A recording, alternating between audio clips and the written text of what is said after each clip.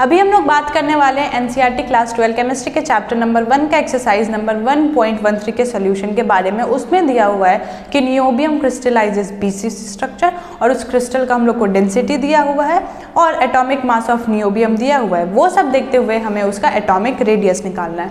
तो हम लोग ने यहाँ पे लिख लिया है given density is equal to 8.55 gram पर centimetre cube, atomic mass of niobium 93 gram और वो बीसीसी स्ट्रक्चर में क्रिस्टलाइजेज है, इसलिए हमारा जेड इफेक्टिव या फिर इफेक्टिव नंबर ऑफ एटम्स 2 हो जाएगा और एटॉमिक रेडियस हम लोग को निकालना है।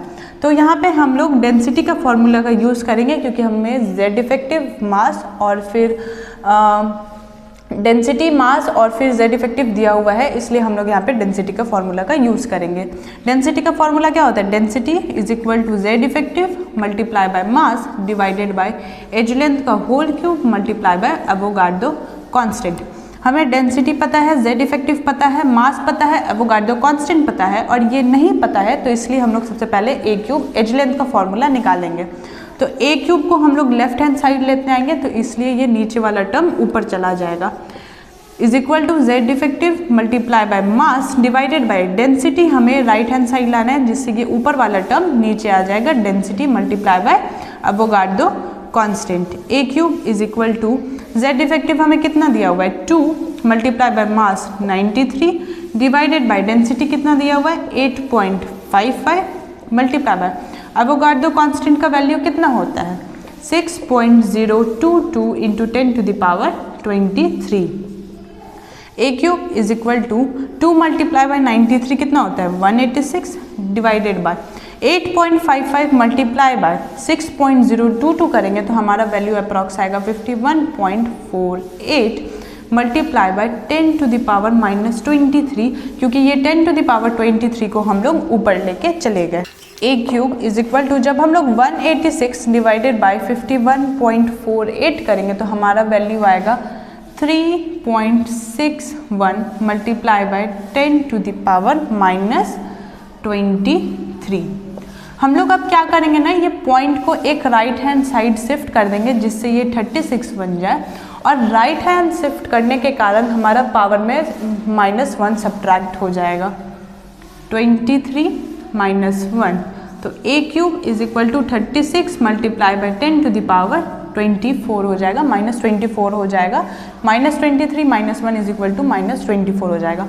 अब हम लोग को ए क्यूब निकल गया, अब हमें ए निकालना है, तो इसलिए हम लोग इसका अंडर क्यूब करेंगे जिससे कि इसका वैल्यू जब हम लोग इसको अंडर क्यूब करेंगे तो इसका वैल्यू अप्रॉक्स आएगा 3.3 इंटू 10 टू द पावर -8। हमें यहाँ से इसका ए पता चल गया। अब हमें क्वेश्चन में दिया गया है कि नियोबियम जो है वो बीसीसी स्ट्रक्चर में क्रिस्टलाइजेस है, तो इसलिए हम लोग क्या करेंगे कि बीसीसी का रेडियस लिखते हुए हम लोग नियोबियम का रेडियस निकालेंगे।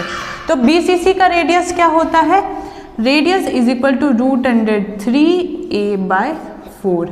√3 का वैल्यू कितना होता है 1.73 मल्टीप्लाई बाय ए हमें कितना दिया हुआ है 3.3 into 10 to the power -8 divided by 4। जब हम लोग 1.73 मल्टीप्लाई बाय 3.3 करेंगे तो हमारा वैल्यू आएगा 5.709 multiply by 10 to the power -8 divided by 4। ठीक है, फिर जब हम लोग 5.709 डिवाइडेड बाय 4 करेंगे तो हमारा वैल्यू आएगा 1.427 multiply by 10 to the power -8। ठीक है,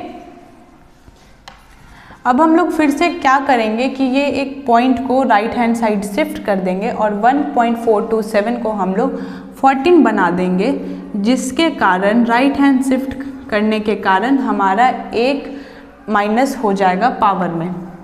तो radius is equal to 14 multiply by 10 to the power -9 centimetre आया, जिसे हम 14 इंटू 10 टू द पावर -9 जिसे हम लोग इसे 14 नैनोमीटर भी बोल सकते हैं। तो हमारा रेडियस कितना आ गया 14 नैनोमीटर या फिर 14 into 10 to the power -9 centimetre.